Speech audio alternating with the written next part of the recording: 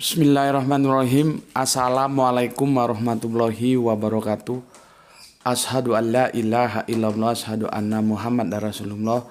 Allahumma sholli ala Sayyidina Muhammad wa ala ali Sayyidina Muhammad kama sholaita ala Sayyidina Ibrahim wa ala ali Sayyidina Ibrahim bil alamina innaka hamidum majid. Sebelumnya kita panjatkan dahulu doa kepada Gusti Allah Agung untuk saudara kita yang telah memberikan sholawatnya dalam infak dakwah kepada channel ini, ya, sehingga channel ini masih eksis dapat hadir di dalam ruang-ruang diskusi kalian semuanya. Semoga sholawat itu menjadi catatan langit amal soleh bagi mereka dan keluarganya kelak. Dan semoga Allah akan balas sholawat itu dengan balasan yang lebih baik lagi. Begitu juga untuk seluruh viewer terkasihku dimanapun kalian berada.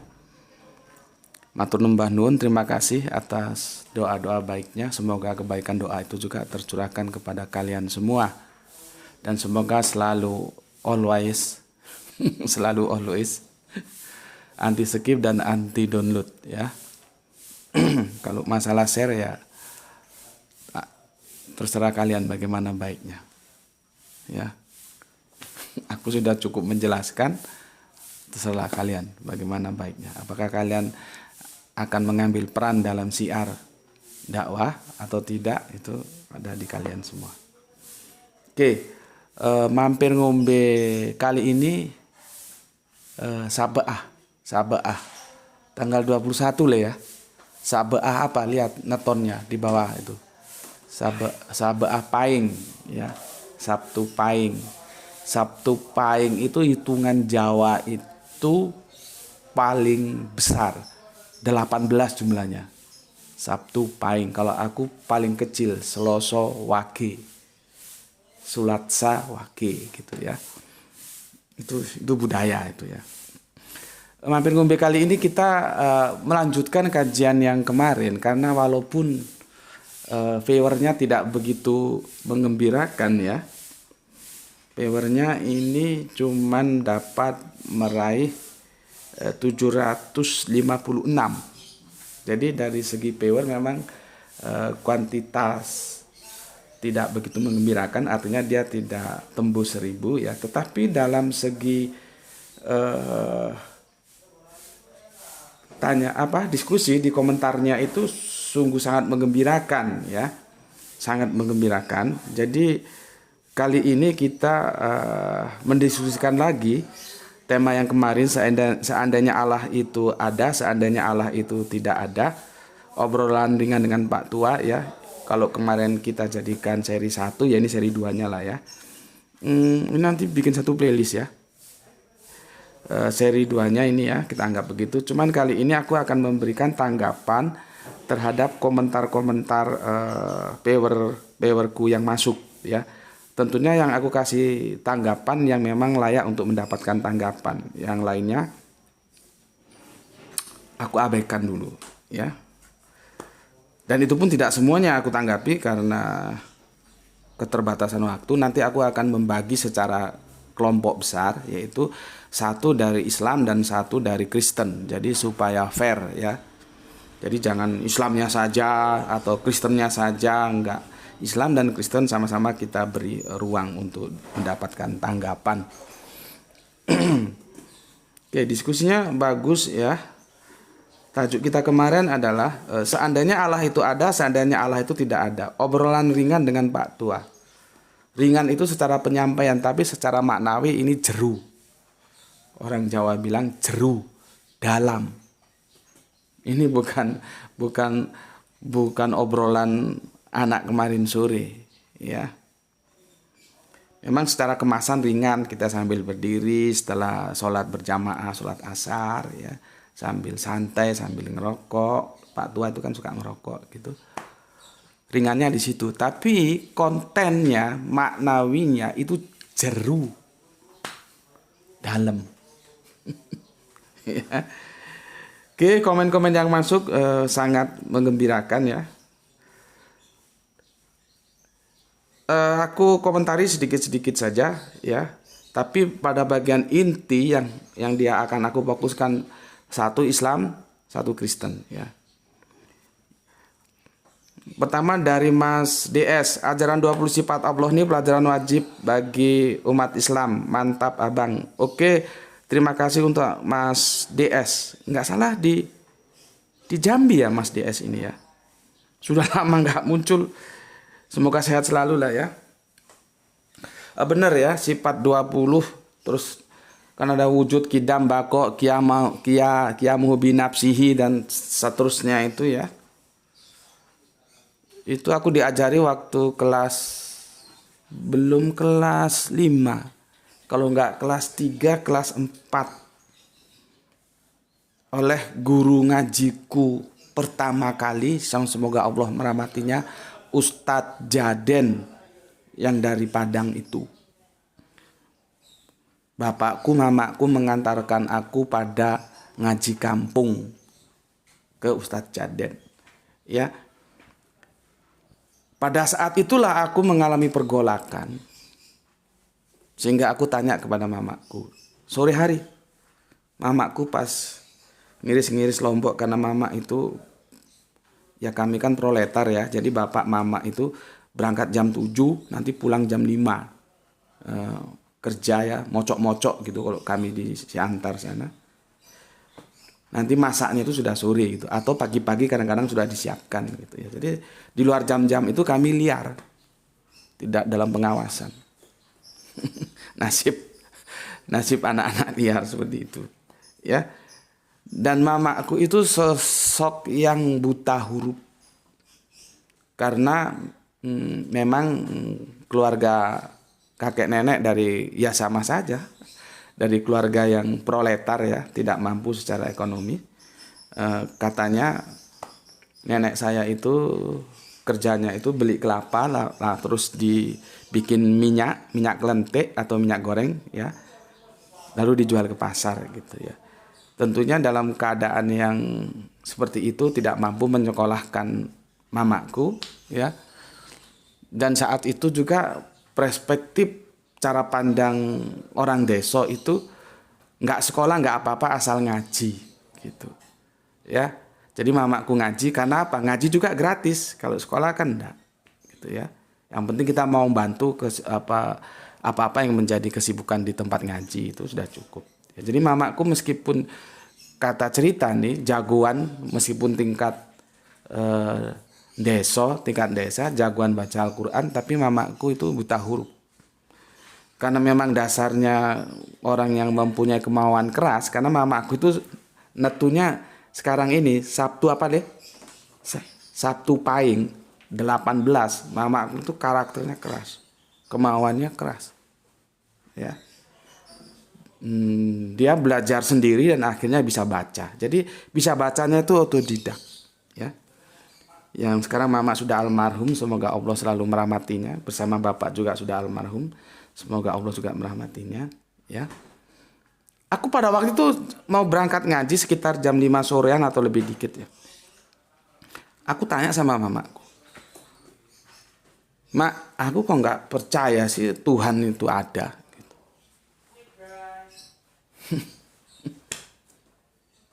Anak sekecil itu bertanya tentang konsep Tuhan kepada mamanya yang tidak pernah sekolah. Ya. Dan mamaku dengan bijak membiarkan itu ada dua kemungkinan ya, karena mamaku bukan orang yang sekolahan, tidak bisa jawab, atau dalam pikirannya anak kecil lu tanya macem-macem aja saja. Ternyata itu menurun ke Graito. Aku pernah ceritakan dulu, ke Graito itu masih TK atau belum sekolah. Aku gonceng sama mamanya, Ranti belum ada. Pada waktu itu kita berhenti di lampu merah. Graito tanya sama mamanya, "Mak, Tuhan itu di mana?" Aku pikir ingat masa laluku dan aku bilang, mampus kamu ditanyai anakmu seperti itu, bisa jawab enggak? Jadi apa yang aku alami dia dialami sama anakku Graito. Pada waktu dia TK atau belum TK lupa aku. Yang jelas belum SD. Dia tanya sama mamanya. Sama aku juga tanya sama mamaku. Dan mamanya juga terdiam. Dalam hatiku kapok kok ditanya ya anakmu bisa jawab enggak? Ya. Jadi apakah aku dulu itu tanya kepada mamaku karena imbas dari belajar sifat 20 tentang Allah ini, aku lupa ya, aku lupa. Karena kan di sifat 20 tentang Allah itu kita harus pandai-pandai mensikapinya. Kalau tidak bisa bahaya juga itu. Makanya aku setuju ajaran 20 sifat Allah ini pelajaran wajib bagi umat Islam.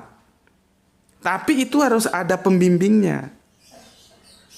Jadi kalau dia nanti kebetulan anak cerdas dan dia bertanya, itu ada yang menjelaskan. Kalau dibiarkan liar dan dia tidak menemukan jawaban, bahaya itu. Itulah yang aku bilang, perlunya teman diskusi. Ya, kita harus cari orang yang bisa menjelaskan ini gimana sih? Ya. Itu untuk Mas DS, terima kasih. Untuk Mas TH di Gresik, ini yang paling mantap ini Mas TH ini ya.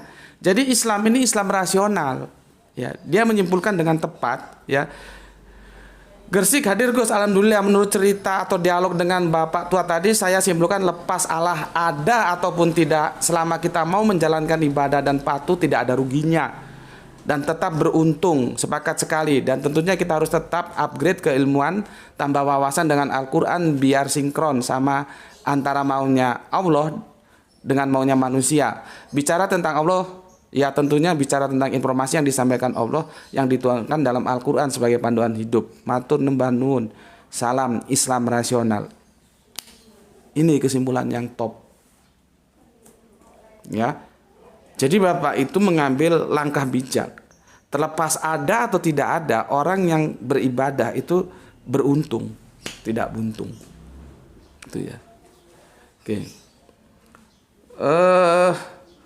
Mas Cece, kenapa masih ragu tentang keberadaan Allah? Roma Irama mengatakan adanya alam, ini buktinya Allah. Adanya diri, buktinya adanya Allah. Kenapa masih ragu? Ya ragu. Karena Pak Tua ini mempunyai kecerdasan di atas rata-rata. Bagi orang yang mempunyai kecerdasan rata-rata atau di bawah rata-rata, cukup dengan lagunya Oma Irama yang dia nukil dari Al-Quran. Itu kan pembuktian antara. Itu pembuktian antara, karena Al-Quran itu tidak pernah menjelaskan Allah secara objektif, tidak pernah. Kitab suci manapun, agama apapun, sini kumpulkan, tidak pernah menjelaskan yang Maha Agung itu secara objektif, tidak pernah. Ya secaranya bisanya secara antara tadi itu. Tapi apakah Oma Irama sanggup mengantarkan Bapak itu untuk ketemu Allah secara fisikly? Tidak sanggup. Tidak sanggup. Untuk yang di Borneo semoga bisa dipahami ya. Aku ulangi, bagi yang IQ-nya rata-rata, apalagi di bawah rata-rata, ya memang itu sudah cukup. Bagi yang di atas rata-rata, dia menuntut. Dia menuntut jawaban. Ya. Untuk soleha kita Mbak GF yang ada di Palu, semoga sekarang tidak Palu ya. Zaman aku ke Makassar dulu, Palu itu benar-benar Palu. Semoga sekarang tidak. Palu itu singkatan Padam Melulu. PLN-nya suka bermasalah. Karena pada waktu aku di Makassar itu dakwah di sana itu tempatnya itu ada di jalan daerah Telo. Di sana ada pusat PLN. Ya. Semoga sekarang PLN-nya sudah bagus sehingga tidak Palu lagi, tidak Padam Melulu. Lah kalau PLN-nya sudah bagus, lampu sudah terang, harusnya diimbangi banyak-banyak baca Quran, banyak-banyak ikuti kajian gitu ya. Kan fasilitas pencahayaan terang sudah dipenuhi gitu. Oke, terima kasih untuk soleha kita Mbak GF ya. mantap sekali penjelasannya ya. Membuka hati untuk mendapatkan petunjuk lewat seseorang, untuk mendapatkan informasi, inspirasi dan motivasi untuk yang lebih baik. Bagus. Mas IPPTK, terima kasih ya. Sepertinya sibuk ya. Akhir-akhir ini jarang komen. Semoga selalu bahagia bersama keluarga ya. Oke.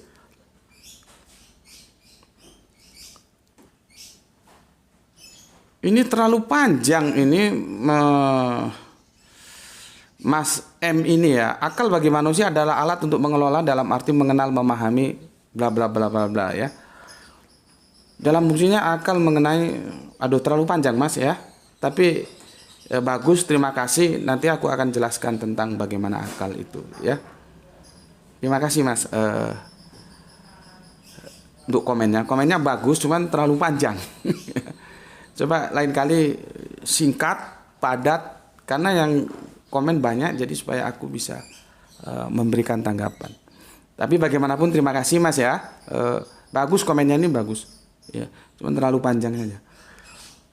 Mbak NN, kita ini ada karena Allah Subhanahu wa taala itu ada. Yang bilang Allah Subhanahu itu tidak ada, cuma buktikan. Ini sama aja seperti tadi. Kamu juga kan nggak bisa membuktikan Allah Subhanahu wa taala itu ada. Kalau kamu menggunakan kita ini ada, itu pembuktian antara. Sama seperti yang di Borneo tadi. Ya. Sama seperti yang dinukil Borneo tadi dari lagunya Oma Irama mengambil dari Al-Qur'an ya. Adanya diri kita ini bukti adanya Allah. Ini kan dilanjutkan ini lagunya. Yang buta mata hatinya.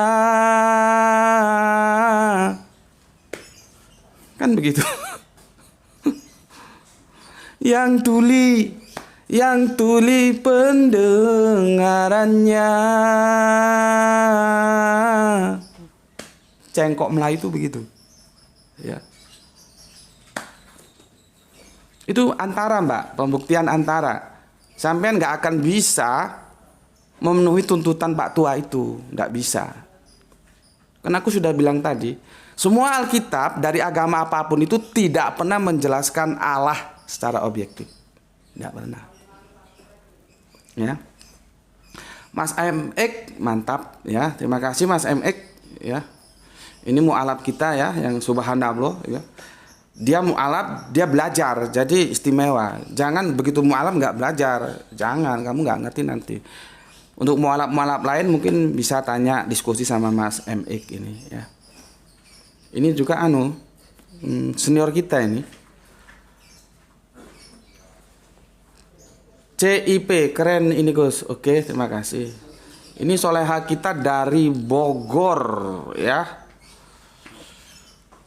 Dari Bogor ya. Terima kasih ya. Mantap juga ini. Kita wujud makhluk dan alam raya ini sudah nampak, maka wujud ketuhanan itu menjadi lebur di dalamnya. Dia bermain filsafat ini. Torikoh ya. Mas NE Tulungagung nyimak antara untung dan buntung Gus. Nah betul, antara untung dan buntung. Nah, sekarang kita menempatkan diri yang mana gitu. Probabilitasnya untung dan buntung ya. NA ini Mbak mungkin ya. Bismillah, Allahu Akbar. Nah ini mantap. Beki ya, begini katanya. Hanya Quran yang bisa dites Ustadz. Di channelku tak mungkin bahwa Quran itu tak buktikan maksudnya. Sorry. Tak ulangi supaya nggak salah informasi nanti. Hanya Quran yang bisa dites Ustadz. Di channelku tak buktikan bahwa Quran itu bukan apa ini? Buku ya. Tak ulangi lagi. Wah ini efek belum ngopi, tapi kopinya masih panas banget. Sebentar. Nggak apa-apa ya, kita panjang dikit kan. Bismillahirrahmanirrahim.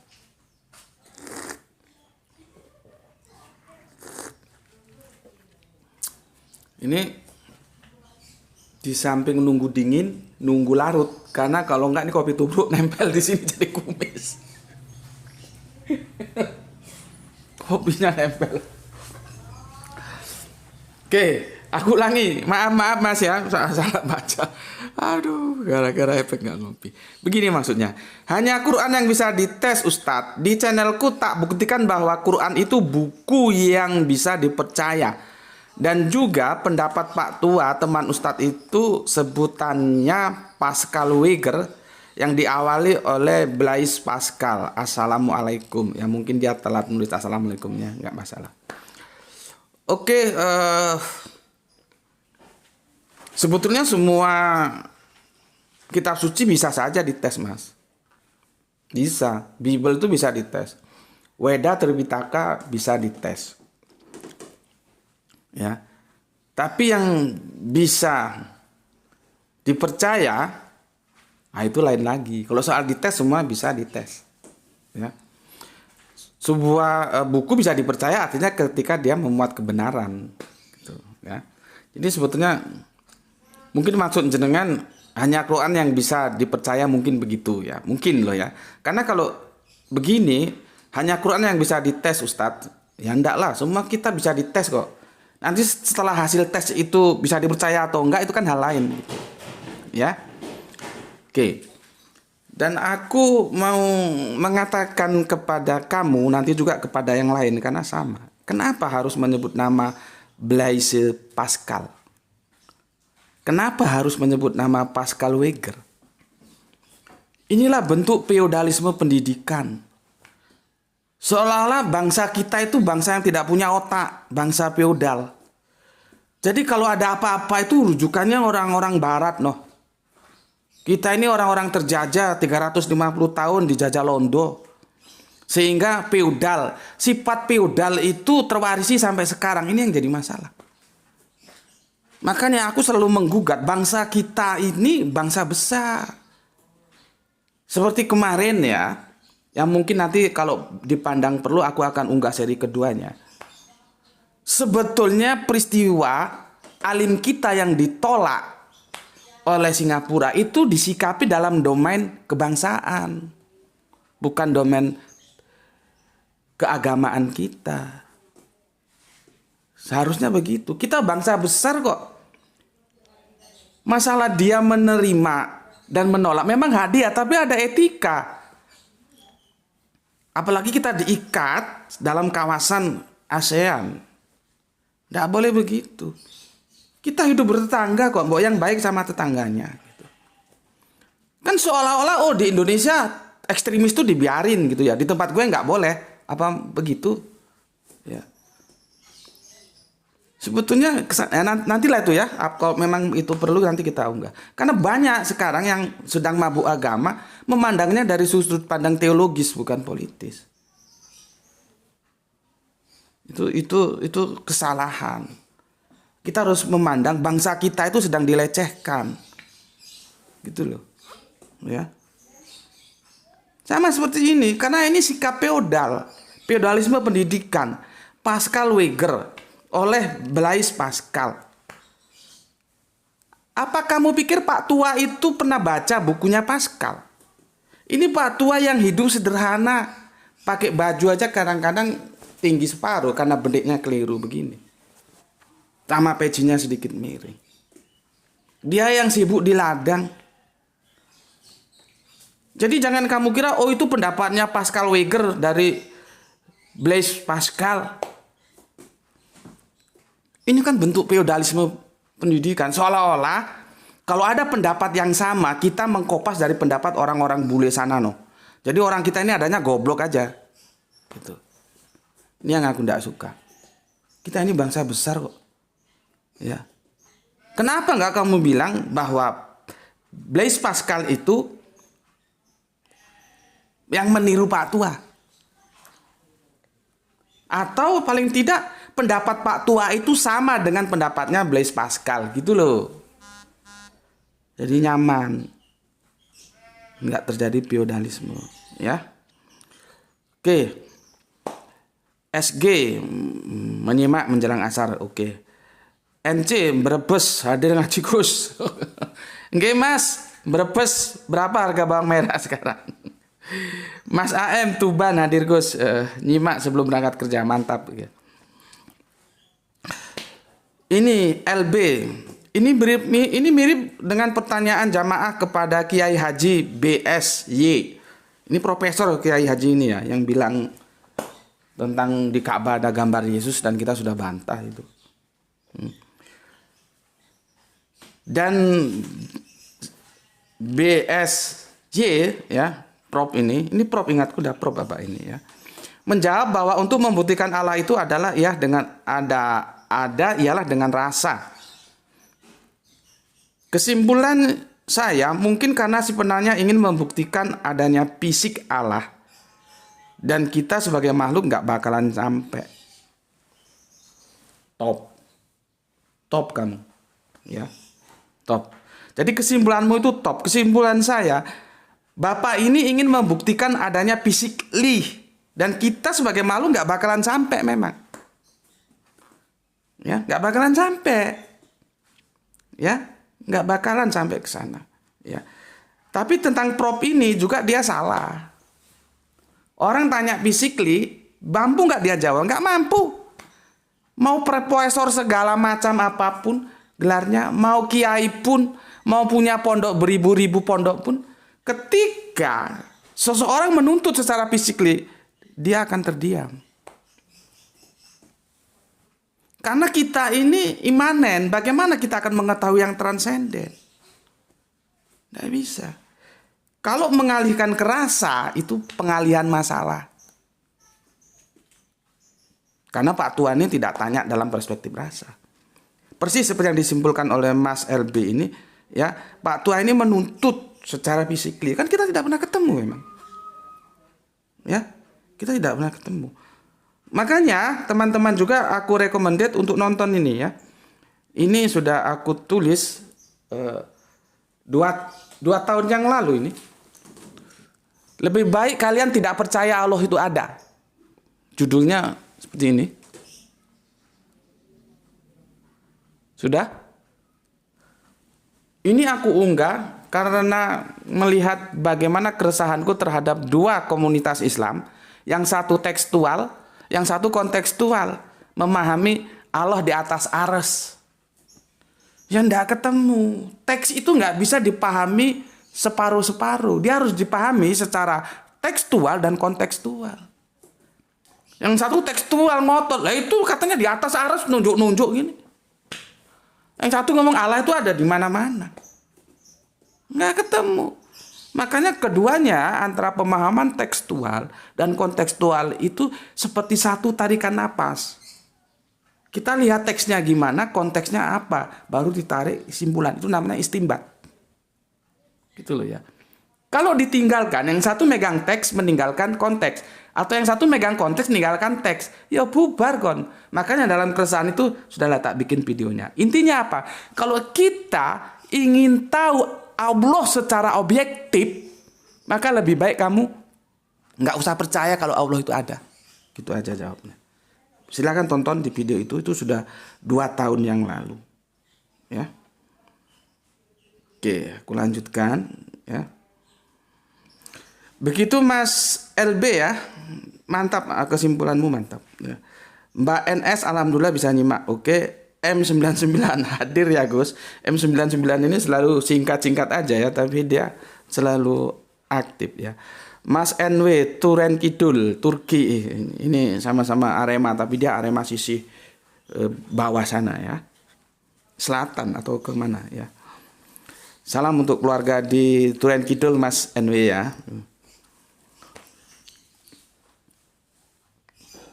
Ini Mas AA, seandainya Allah itu ada, berarti Allah nggak ada dong bro.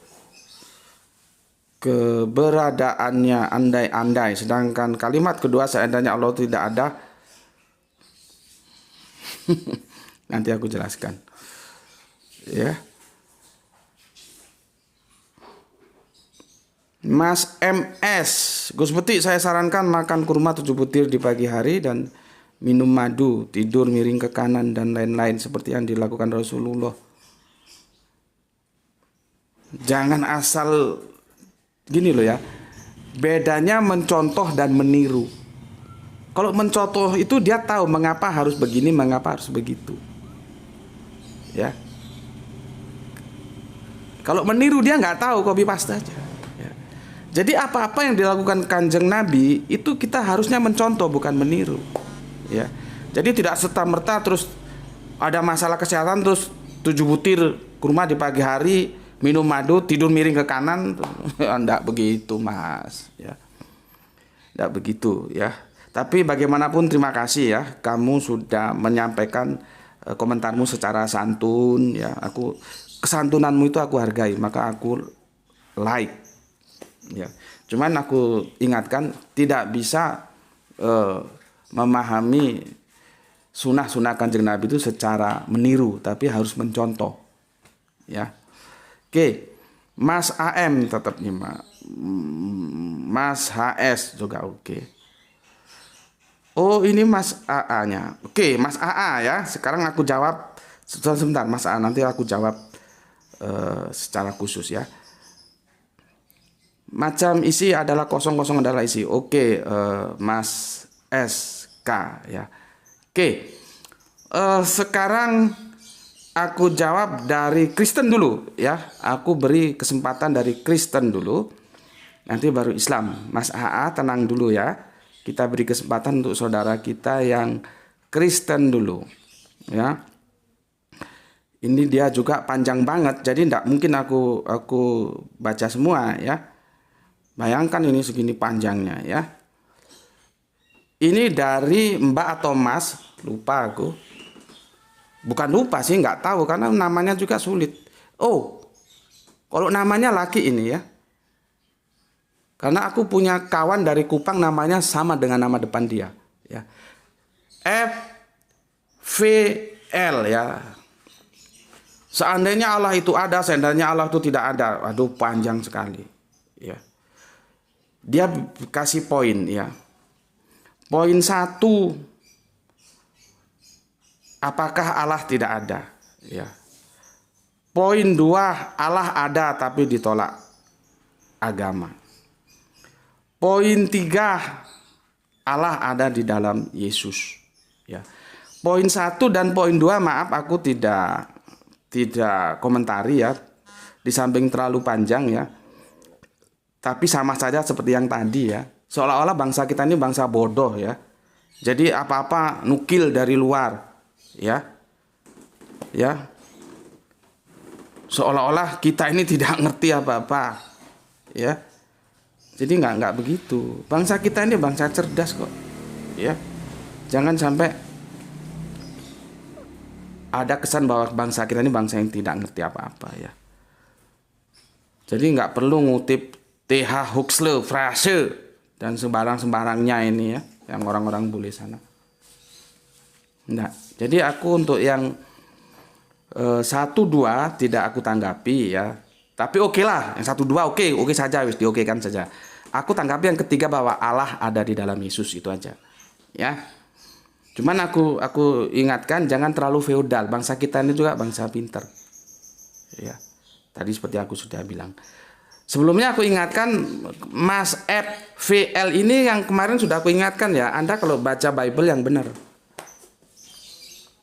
Karena di unggahan utama kita di Senja hari jam 15 itu kau bilang bahwa Musa dan Elia itu kedua-duanya tidak mati.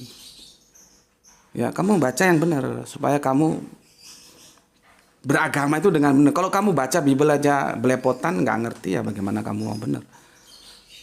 Elia itu tidak mati, dia langsung diangkat ke surga itu iya. Tapi Musa mati.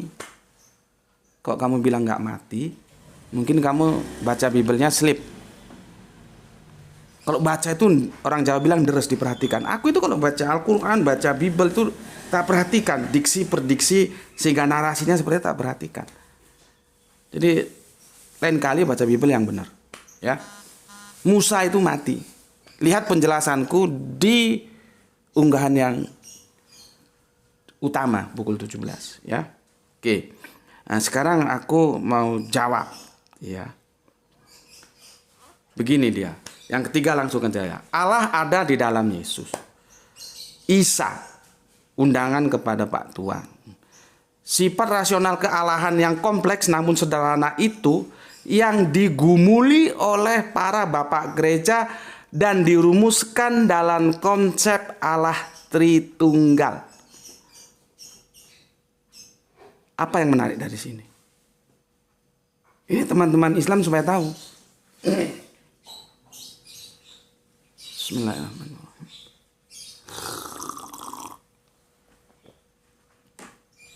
Apa yang menarik dari pernyataan saudara Kristen kita? Ya. Aku ulangi ya. Kamu perhatikan. Saudara Kristen kita mengatakan, sifat rasionalitas keadaan Allah yang kompleks namun sederhana itu yang digumuli oleh para bapak gereja dan dirumuskan dalam konsep Allah Tritunggal. Ini pengakuan jujur dari teman saudara Kristen kita. Artinya apa? Tritunggal itu adalah konsep tentang theos yang tidak alkitabiah, tidak pernah dijelaskan oleh Alkitab, tetapi hasil pergumulan bapak-bapak gereja yang kemudian dirumuskan menjadi Allah Tritunggal. Maka untuk saudara Kristen kita ini, Anda mantap, Anda jujur.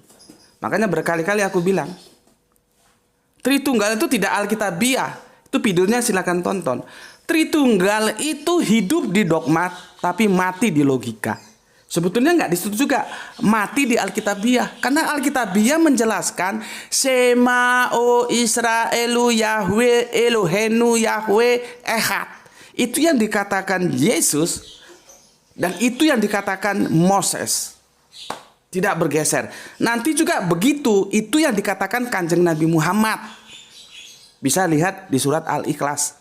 Cuman di sono Ehad, di sini Ahad. Beda dialek doang. Jadi konsep kuantitatif Allah, itu Allah sudah menjelaskan dirinya sendiri. Bahwa dia Ehad. Dia tunggal, bukan Tritunggal. Konsep Tritunggal yang sekarang ini, itu hasil keresahan bapak-bapak gereja. Yang sebetulnya bapak-bapak gereja juga itu mengambil dari pemikiran Tertullian yang orang Afrika sana no. Maka lahirlah konsep Allah Tritunggal. Dan hingga saat ini sudah berapa abad lamanya, konsep theos dalam kekristenan itu tidak selesai. Maka mereka terpecah menjadi 3. Allah Tunggal, Oneness, Tritunggal. Tuh, ya. Jadi terima kasih. Ini pengakuan jujur dari saudara Kristen kita. Jadi Allah Tritunggal itu adalah pergumulan dari bapak-bapak gereja. Ya. Karena apa? Sudah tercekoki filsafat, rusak jadinya. Tritunggal itu tidak direkomendasi terhadap Alkitab. Nggak ada ngomong dengarlah orang Israel, Tuhan Allah kita, Tuhan itu Tritunggal, itu nggak ada. Berani ngomong gitu di depan orang Yahudi bisa ditembak pakai M16 kepalamu.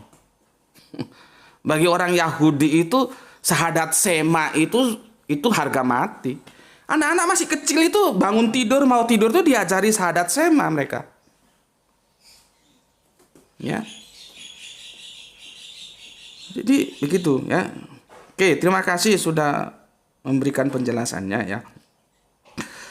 Ini sangat panjang sekali ya. Jadi aku singkat saja.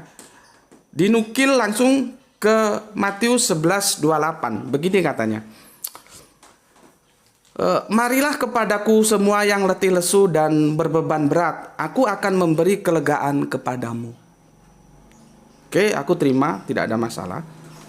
Datanglah kepadaku setiap kalian yang sudah lelah menanggung kesusahan yang berat, karena aku akan menolongmu mengatasi setiap kesusahanmu itu dan kamu akan merasa lega. Matius 11:28 kalau tadi dalam terjemahan LAI ya, ini terjemahan TSI ya. Dan aku tidak ada masalah. Jangankan yang ini, yang lebih eksklusif dari ini pun aku bisa terima. Nanti kamu baca, silakan baca di kitab Yohanes. Akulah jalan kebenaran dan hidup. Tidak ada yang sampai kepada Bapa kalau tidak melalui aku. Yesus mengatakan demikian. Apakah kau seperti terima? Terima, aku terima. Jadi jangankan ayat-ayat seperti ini, yang ini masih terbuka, inklusif. Yang eksklusif seperti tadi itu, tidak ada yang sampai kepada Bapa kalau tidak melalui aku. Itu aku terima. Sepenuh hati aku terima itu. Kalau enggak, keimananku sebagai orang Islam gagal. Cuman masalahnya, tempus delictinya itu kapan? Itu yang harus dipahami. Dulu berapa abad dulu ada yang dia sebagai jalan, ya, yang menunjukkan jalan, ya.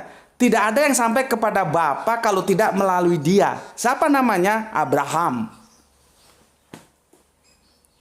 Kenabiannya selesai. Dilanjutkan lagi, tidak ada yang sampai kepada Bapa kalau tidak melalui dia. Siapa namanya? Moses. Selesai. Dilanjutkan lagi oleh penerusnya, tidak ada yang sampai kepada Bapa kalau tidak melalui aku. Siapa namanya? Ini agak repot aku kalau menyebutkan nama Ibraninya siapa sih? Kalau di Al-Quran disebut Isa. Teman-teman Kristen menyebutnya Yesus. Ya. Masa tugasnya selesai, paripurna. Dilanjutkan lagi oleh seseorang yang bernama Kanjeng Nabi Muhammad. Ya. Tidak ada yang sampai kepada Bapa kalau tidak melalui Kanjeng Nabi Muhammad. Kapan? Sekarang. Jadi harus dilihat tempus delictinya. Ini semua Nabiullah. Gitu loh. Ya. Tempus delictinya dilihat. Ya.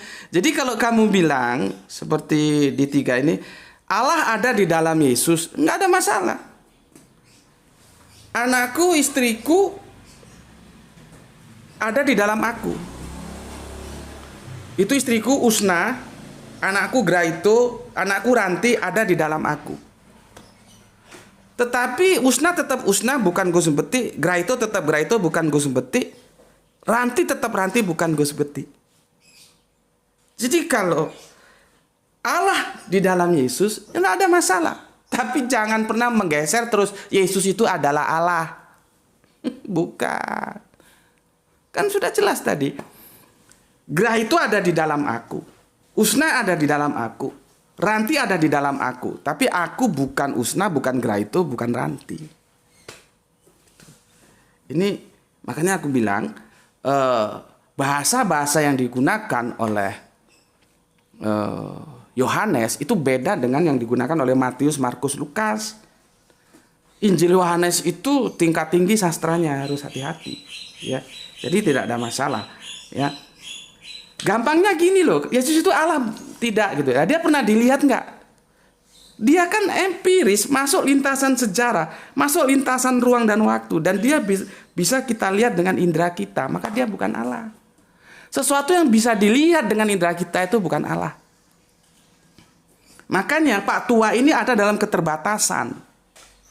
Dia menuntut secara fisik, tapi dia mengambil langkah bijak. Bahwa taat dan beribadah itu tetap sesuatu yang untung. Mau ada ataupun tidak ada. Karena apa? Ada keterbatasan kita yang imanen untuk memahami yang transenden. Tidak bisa. Ya. Oke, supaya lebih jelas di sini, ya. Nih, mungkin kamu perlu memahami ayat ini.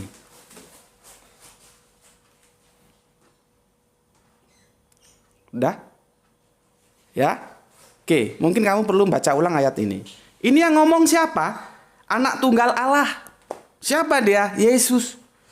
Kalau kamu Kristen, ya kamu harus mengikuti omongannya Yesus. Kamu jangan ngaku Kristen yang kamu ikuti omongan bapak-bapak gereja yang menyimpang dari Alkitab. Itu kan dogma. Kamu ngaku Kristen. Kristen itu artinya kan pengikut Kristus. Akhiran EN di belakang itu artinya pengikut. Kalau Gus Dur, Gus Durian. Nah, itu pengikut pemikiran Gus Dur. AN di belakangnya itu kan pengikut. Kalian Kristen, maka pengikut Kristus. Lah kalau Kristus ngomong ya diikuti. Jangan kamu ngaku Kristen tapi omongannya Yesus kamu campakkan. Ya. Aku bacakan. Apa kata Yesus di surat 1 Yohanes 18? Tidak seorang pun yang pernah melihat Allah. Tetapi anak tunggal Allah yang ada di pangkuan Bapa, dialah yang menyatakannya. Tidak ada. Jadi kalau yang pernah dilihat itu bukan Allah. Gitu loh. Siapa yang bilang Yesus? Masalahnya kamu ikut ucapan Yesus apa ikut dogma? Ya malu dong kamu ngaku Kristen tapi yang diikuti dogma. Nih, ya, tidak bisa. Nanti di perjanjian lama juga begitu. Nggak ada yang pernah melihat Allah itu, nggak ada. Ya. Oke, kalau di surat Toha itu di Al-Quran lebih mantap lagi itu. Musa itu gue banget, ya, gue banget karakter kanjeng Nabi Musa itu gue banget. Dia kan ingin melihat Allah. Allah bilang coba kamu lihat 2 gunung itu. Kalau gunung itu masih di tempatnya kamu bisa melihat aku. Begitu dia melihat gunung itu meledak dan tersungkurlah kanjeng Nabi Musa, di situ dia sadar. Ya, kanjeng Nabi Musa itu rasionalitasnya tinggi. Ya, dia ingin melihat Allah. Tapi ketika logikanya mentok, dia tunduk terhadap apa yang disampaikan Allah. Jadi gue banget. Makanya aku kan mengusung Islam rasional gitu. Jadi beragama itu tidak pokoknya, katanya. Enggak. Ya. Oke, itu untuk saudara Kristenku ya, aku jelaskan seperti itu ya. Jadi jangan terlalu merasa feodal lah ya, ngutip-ngutip dari luar, dari gini. Bangsa kita ini bangsa pinter kok. Pak Tua ini nggak mungkin baca kitab-kitabnya mereka, para pemikir-pemikir barat yang dianggap tahu. Ini orang sederhana kok. Orang sederhana dia. Ya. Oke, itu yang Kristen sudah ya. Sekarang yang Islam supaya fair, dua-duanya aku kasih kesempatan. Ini lewat dialog ini ya. Sebentar. Ya. Sebentar. Ini ada masalah teknis ini. Gini, Mas AE. Tolong jelaskan kalimat seandainya Allah itu ada. Saya terasa tidak nyaman dengan kalimat ini. Maka aku jelaskan. Dalam kampus kajian-kajian filsafat, diksi seandainya itu merujuk pada sebuah probability, mungkin yes dan mungkin no. Ya, artinya itu masih sebuah hipotesa. Ya, sebagai upaya menghadirkan segala kemungkinan. Ya, jadi itu belum sebuah summary. Kita kalau mengadakan penelitian itu segala kemungkinan itu dihadirkan. Nanti kemungkinan mana yang muncul? Itu tergantung dari probability-nya bagaimana. Ada berapa variabel ya. Itu Mas maksudnya ya. Lalu dijawab, makasih Gus penjelasannya. Masih bingung jika masih mempertanyakan keberadaan yang membuat sesuatu ada. Dia bilang begini, seperti kita membuat sebuah akuarium, setelah kita rangkai kaca menjadi bentuk sebuah akuarium. Apakah logis jika sang ikan bertanya, apakah sang pembuat akuarium itu ada? Pertanyaan sang ikan sungguh tidak berlogis. Dia sendiri berada di sebuah akuarium. Gimana ya? Kalian itu belajar, memang sih boleh dan itu sangat dibolehkan sih ya. Mengambil analogi untuk menjelaskan sesuatu itu boleh. Tapi kalau mengambil analogi, ya ini namanya menjelaskan dengan analogi. Itu yang apple to apple gitu loh. Ya. Karena manusia itu bukan ikan. Ikan itu dikasih apa namanya ini? Udunun. Mata. Ya. Sorry. Udunun itu apa? udunun itu penglihatan. Mata itu ainun, ya. Ikan itu dikasih ainun tapi dia tidak dikasih udunun. Ikan itu dikasih mata tapi dia tidak dikasih penglihatan. Jadi jangan kamu samakan manusia dengan ikan. Nggak pernah tanya orang, dia otaknya nggak mumpuni kok. Kamu itu kebangetan banget. Apa? Udunun telinga. Kalau mata ainun. Kalau penglihatan basor. Ya. Jadi dikasih mata tapi tidak dikasih penglihatan. Lebih jelasnya gini lah ya. Aku jelaskan pakai Al-Quran aja supaya kamu jelas. Betul tuh? Basor penglihatan. Oke. Ya. Aku jelaskan pakai Al-Quran supaya jelas kamu. Sebentar. Kamu buka dulu surat 16. Surat 16 ya. Surat 16 ayatnya ke-78 nanti ini akan dijelaskan lebih jelas lagi di surat 17 ayat yang ke-36. Pelan-pelan aku bilang ya karena nggak ada papan tulis. Quran surat An-Nahl surat 16 78 nanti dilanjut dengan surat Al-Isra surat 17 ayat 36. Clear ya? Oke, aku bacakan. Dan Allah mengeluarkan kamu dari perut ibumu dalam keadaan tidak mengetahui sesuatu apapun. Dan dia memberimu pendengaran, penglihatan, hati. Dan aku sudah berkali-kali menjelaskan. Hati itu nanti ada debat tebal, ada yang mengatakan kolb itu otak. Ya. Tapi intinya ketiga perangkat ini adalah perangkat kita untuk menerima informasi dari luar tubuh kita. Yang itu diberikan kemudian seiring dengan perjalanan waktu. Ketika kita lahir mata sudah ada tapi penglihatan belum. Ketika kita sudah lahir telinga ada tapi pendengaran belum. Ketika sudah lahir hati ada tapi wise, kecerdasan belum. Itu nanti berjalan bersama berjalannya waktu. Dari tiga perangkat inilah kemarin sudah aku jelaskan. Aku menjelaskan apa kemarin ya? Tentang free will.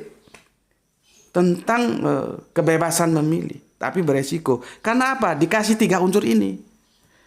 Kita bisa membedakan mana benar mana salah. Ya. Maka di ayat ke-17 di Al-Quran surat yang ke-17 pasal yang 36 dijelaskan. Dan janganlah kamu mengikuti sesuatu yang tidak kamu ketahui. Karena apa? Pendengaran, penglihatan, dan hati nurani dimintai pertanggungan jawab. Jadi di surat 1678 kita diberi pendengaran, penglihatan, dan hati.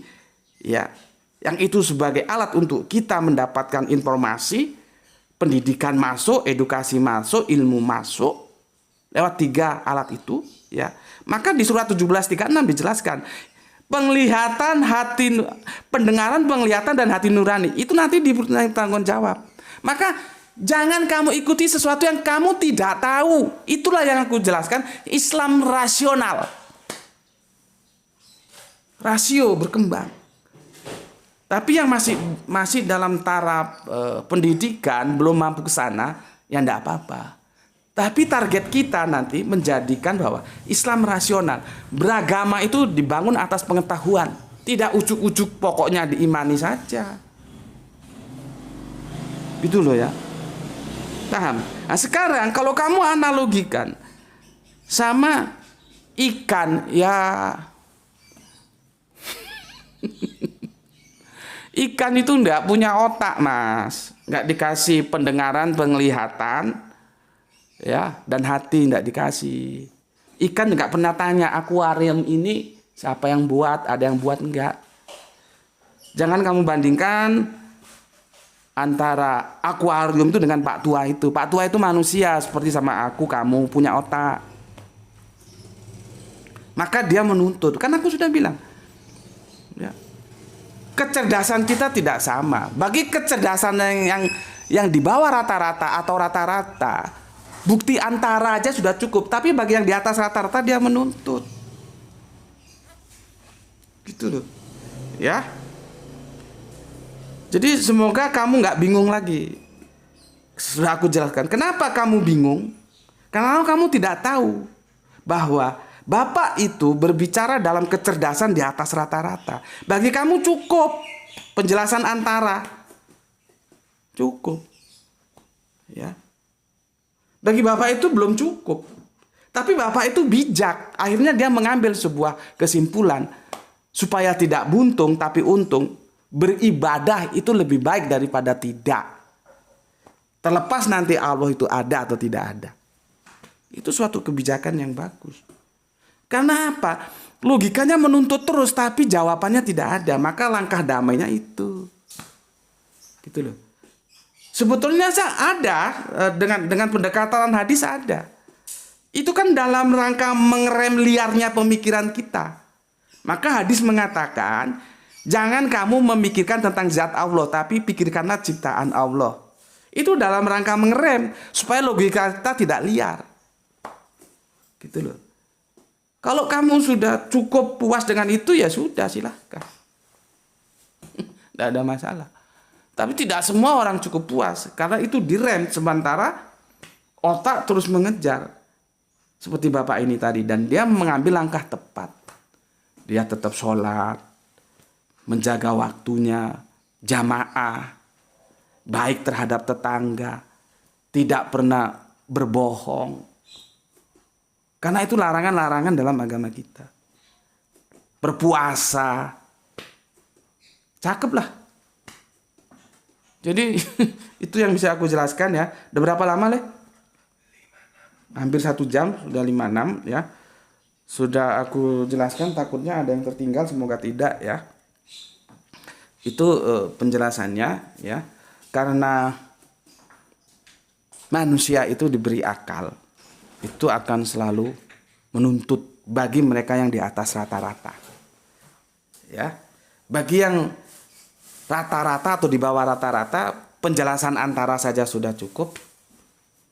Ya sudah, gitu. Meskipun sebetulnya itu nanti kalau berkembang itu dikunci lagi tuh, karena kalau enggak dia liar. Misalkan bukti adanya Allah apa? Ya adanya kamu. Ya bagaimana kok bisa lah? Kamu kan adanya karena diciptakan. Otak tanya lagi, terus yang menciptakan Allah siapa kalau begitu? Buntu kan? Karena kalau kita mengambil sebuah clue penciptaan, ketika dia masuk ke domain Allah, di sana buntu. Ya. Buntu, otak nggak sanggup menjawab. Ya, dia akan menuntut terus. Makanya direm dengan hadis tadi. Jangan kamu bicarakan tentang zat Allah, tapi bicarakanlah ciptaan Allah. Gitu. Sama aja kita debat misalkan. Dulu mana ayam sama telur? Satu ngomong dulu ayam dulu, dia bertelur jadi ayam. Yang satu nggak bilang. Dulu telur dulu, dia menetas jadi ayam. Mana yang benar? Maka di sini filsafat kita gunakan untuk menyelesaikan masalah itu. Di mana filsafat hadir, maka filsafat itu tidak semuanya jelek. Yang jelek ada, yang bagus ada. Ya ambil yang bagus. Kamu kan punya otak. Jangan terus ngomong, wah itu tidak Qur'ani. Gitu. Filsafat itu juga kan ilmu yang terhamparkan. Qur'ani itu yang terbukukan. Gitu loh. Yang terhamparkan selama dia tidak bertentangan dengan yang terbukukan, ya kan tidak ada masalah. Maka keliaran berpikir ayam atau telur dahulu itu diselesaikan oleh filsafat. Filsafat mengatakan maka harus ada ayam yang tidak dari telur atau telur yang tidak dari ayam. Itu penyelesaiannya. Karena itu kalau nggak begitu kan muter terus gitu. Ya. Ya itu dulu ya, kita sudah berdiskusi. Filsafat ya seperti itu ya, harus hati-hati ya, karena tergelincir bisa juga tidak jadi untung tambah buntung ya. Tapi melalaikan filsafat juga itu tidak menyelesaikan masalah, karena justru dari filsafat kadang-kadang kita menemukan jawaban gitu ya. Selama filsafat itu tidak bertentangan dengan Al-Quran, tidak ada masalah. Ambil saja. Ya, tetapi kalau dia bertentangan dengan Al-Quran, tinggalkan. Karena filsafat itu buah pikir manusia. Itu kan pemikiran otak. Sebetulnya bisa saja sih filsafat itu dalil akli. Bisa saja, akal. Al-Quran, hadis itu dalil nakli, nas tertulis. Bisa saja. Nah, selama dalil akli dan nakli itu saling mendukung, ya kan baik-baik saja gitu ya. Oke, ini Gra itu sudah kasih waktu tanda-tanda sudah 1 jam ya. Terlalu panjang ya. Kasihan nanti ada yang protes ya. Semoga tidak protes lah ya, ini sekali-kali kita panjang gitu. Oke, itu dulu seperti biasanya. Anda yang setuju silahkan like, yang tidak setuju dislike dan tinggalkan tempat ini, tidak ada masalah. Mungkin di sini Anda tidak nyaman, cari tempat lain yang ada nyaman ya. Ini berlaku untuk siapapun, tak kamu Kristen, kamu Islam, berlaku untuk siapapun. Kamu nggak punya agama sekalipun, tidak ada masalah. Kalau di sini tidak nyaman, ya tinggalkan, cari tempat lain yang nyaman. Ya, nggak ada masalah. Ya. Berikutnya untuk saudara-saudaraku yang sedang mengais rezeki, semoga Allah memberkatimu dengan rezeki yang berlimpah dalam barokahnya, juga dilimpahkan kesehatan sehingga kita bisa melanjutkan tugas-tugas kita untuk belajar ngaji bareng di channel ini. Insya Allah nanti senja ya kita lanjutkan. Jadi belajar itu tugas loh ya, tugas. Jangan kamu bilang belajar itu pokok mau pokok enggak ya. Kita harus belajar tadi ya. Karena apa? Yang aku bilang tadi, mata ya, pendengaran dan hati itu dimintai pertanggungan jawab. Gitu. Makanya kan aku bilang, orang kalau tidak Islam itu nanti dihukum atau tidak gitu. Aku bilang tidak, asal ada syaratnya. Kalau syarat itu dipenuhi, dia tidak dituntut. Jadi free will itu tidak dituntut kepada orang yang syaratnya terpenuhi. Dia tidak dituntut, kenapa kamu tidak Islam? Padahal Nabi sudah aku turunkan, Al-Quran sudah aku turunkan. Apakah kamu tidak pernah belajar? Apakah kamu tidak pernah mencari guru? Itu nanti dituntut tanggung jawabnya. Ya. Tapi kecuali bagi orang-orang yang jadi ada orang tidak Islam tapi tidak dimintai pertanggungjawaban. Ada apa? Orang yang gila. Kalau kamu gila, 3 alat indera ini, pendengaran, penglihatan, dan hati tidak berfungsi, ya, maka kamu tidak dituntut. Selama ini berfungsi, kamu dituntut. Ya, maka mari kita gunakan 3 alat ini untuk lebih mendekat kepada Gusti Allah ingkang Maha Agung. Itu dari aku. Bismillahirrahmanirrahim. Alhamdulillahirabbil alamin.